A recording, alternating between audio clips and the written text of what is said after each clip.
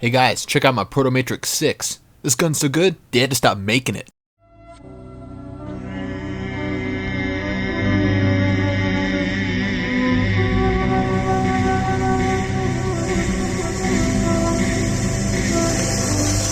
The only thing better than the setting sun, the fade job on the side of this gun. Proto Matrix for guns that stand alone. Quality so high, it's a crime, it's not better known. That's by design though, death by its own blow. Die, pull the plug, why? I don't know. Probably save a few bucks, don't give no fucks. A line gets canceled and you know what? That sucks.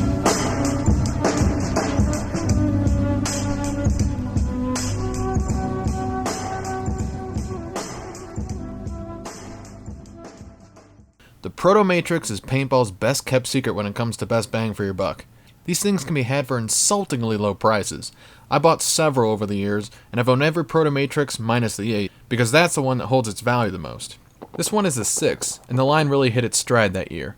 But its success only hurried its demise, because I'm not alone in thinking that the only reason the Proto Matrix guns were cancelled was because management was sick of them stealing sales away from the Die Matrix line.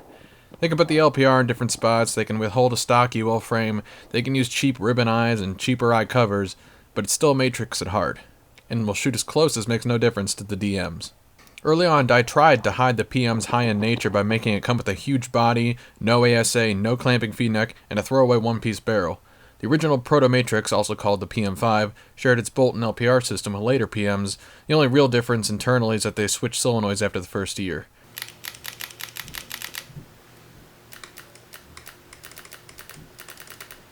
There was a ton of empty space inside the PM5. It almost seemed as if they made it large to begin with so they could shrink it down each year and call it progress. The PM6 you see here still uses the one-piece eye cover featured on the 5, but gained a clamping feed neck, a 2-piece barrel, though mine has a non-original 14-inch one-piece. The vertical reg adapter is now integrated into the body, an on-off ASA, and the best upgrade you could possibly buy for one of these guns, an ultralight frame. The UL frame makes these guns modern. They have all the modern modes and all the adjustability you could ever want. These guns can legally be used in every major tournament series, though we're in uncertain times now in the paintball world, so who knows what the future brings.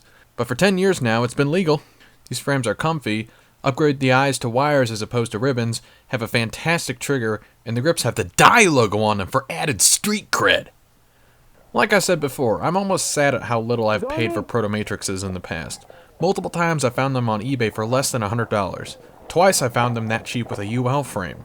The frame itself used to cost $150. Unlike the current batch of LPR-less mid-end spools from various manufacturers, you can really fine-tune these guns for your style of play.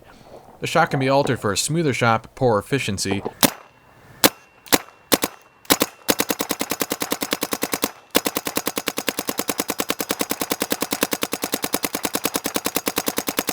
Or a snappy shot, more like a pop-it and get better efficiency.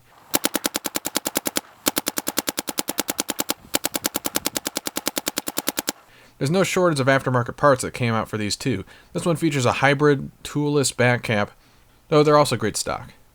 Alright, look at this gun. I really have to use the soft focus to make it look good. It's been used. A lot. I've owned like 5 other Proto Matrixes and none of them have had breach wear except this one. Scratches everywhere, anno fading, logos long since pried off by a previous owner and glued onto Xboxes for no reason. I'm probably the 5th owner of this gun, and when I got it, it hardly worked. So here's the part where I have some good news and bad news about the Proto Matrix line. Good news! Die still fixes these guns. There isn't a part besides the body itself they can't replace, so even if you find one that leaks, and there's a lot of O-rings in there to break, there's a good chance they can fix it. And now this gun shoots absolutely amazingly. Check it out.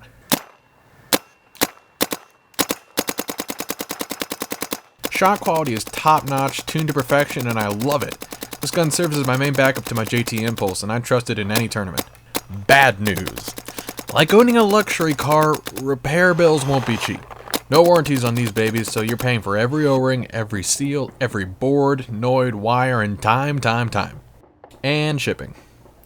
It took more than I paid for the gun to fix it. I'm not kidding. And I had a short list of things I asked the tech not to replace, the board and the eyes, because I knew the connection on the board was bad and I didn't want them to replace it. But they ignored me and replaced the board and gave me sweet new eyes anyway. When I told them I didn't want to be charged an extra $50 for the parts, they said, Well, I could take them out and put the old board back in, but with the extra labor, it would only be $10 cheaper than leaving it as is. Thanks, Di. Thanks a hell of a lot. But the gun shoots great now, and I love it. So was it worth it? Yep, every penny. I was just pissed for a little while, and now I'm over it.